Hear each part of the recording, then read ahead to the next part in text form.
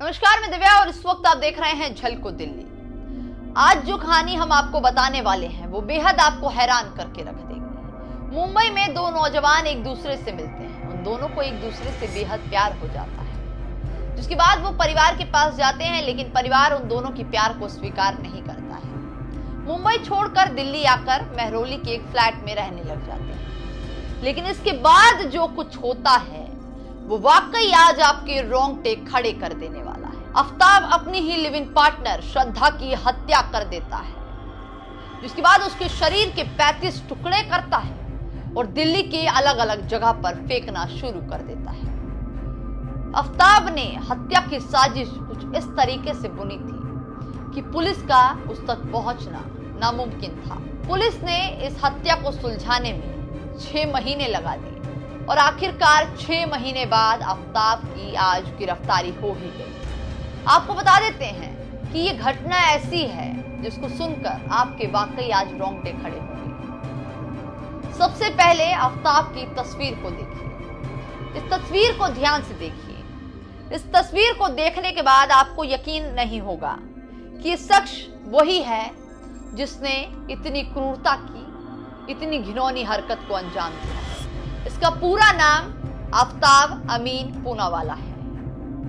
उसने शव के टुकड़े करके दिल्ली ही नहीं बल्कि अलग अलग इलाकों में फेंकना शुरू कर दिया। ये कहानी को इस तरीके से बुना गया ताकि पुलिस इस तक ना पहुंच पाए और आफ्ताब को लगने लगा कि शायद श्रद्धा के शव तक पुलिस कभी पहुंच ही नहीं पाएगी और उसका राज हमेशा के लिए दफन हो जाएगा। आपको बता देते हैं कि इस पूरी घटना का खुलासा खुद दिल्ली पुलिस ने किया है।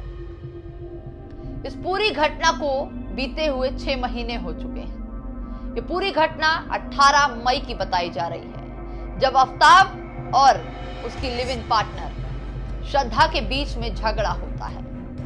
झगड़ा इस कदर बढ़ जाता है कि आफ्ताब उसकी गला घोट देता है और उसके शरीर के कई टुकड़े करके अलग अलग जगह फेंकना शुरू कर देता है। काफी समय तक पुलिस कड़ी मशक्कत करती रही और आफ्ताब को ढूंढना शुरू करती रही, लेकिन आफ्ताब का कोई अता पता नहीं चल पाया।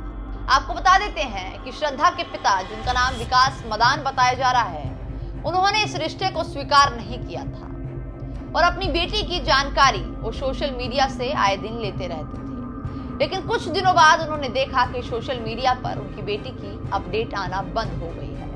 इसके बाद वो दिल्ली आते हैं और उसी मेहरौली के फ्लैट पर जाते हैं जहां श्रद्धा और आफ्ताब रहते हैं, लेकिन उस फ्लैट पर ताला लगा मिलता है। जिसके बाद विकास मदान खुद पुलिस को फोन करते हैं और किडनैपिंग की शिकायत दर्ज करवाते हैं। पुलिस शिकायतकर्ता के आदेश पर केस दर्ज कर लेती है और उसके बाद मामले की छानबीन शुरू कर देती है। आफ्ताब अमीन पूनावाला को लगातार पुलिस ढूंढती है, लेकिन आफ्ताब का कोई अता पता नहीं चल पाता है। लेकिन गुप्त सूचना के आधार पर आफ्ताब की गिरफ्तारी कर लेती है।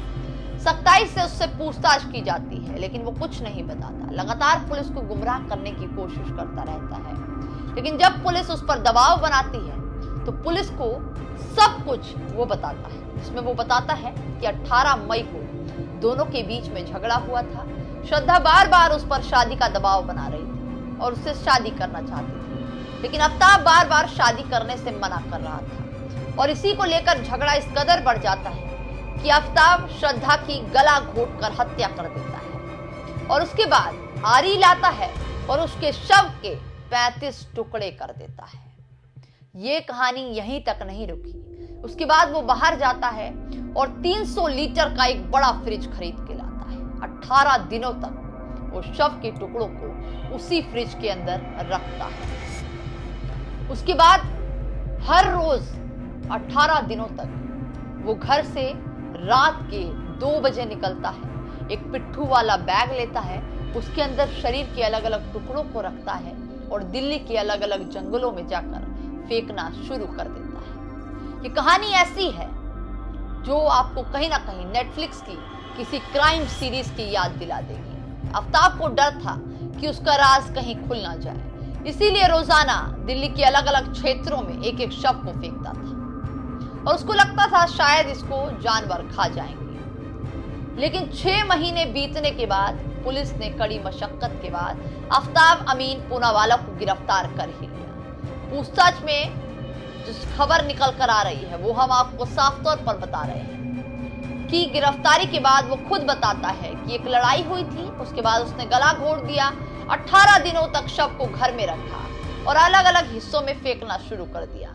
आपको बता देते हैं कि आफ्ताब की और श्रद्धा की मुलाकात महाराष्ट्र में ही हुई थी। एक मल्टीनेशनल कंपनी में दोनों काम किया करते थे और उस दौरान इनका प्यार परवान पर चढ़ गया और उसके बाद ये मुंबई से दिल्ली आ गए और यहीं रहने लगे।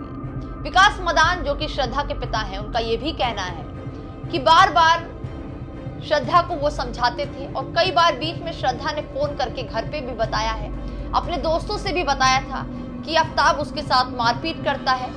लेकिन विकास मदान जो कि श्रद्धा के पिता हैं, उन्होंने श्रद्धा को फोन करके कई बार कहा था कि तू घर वापस आ जा।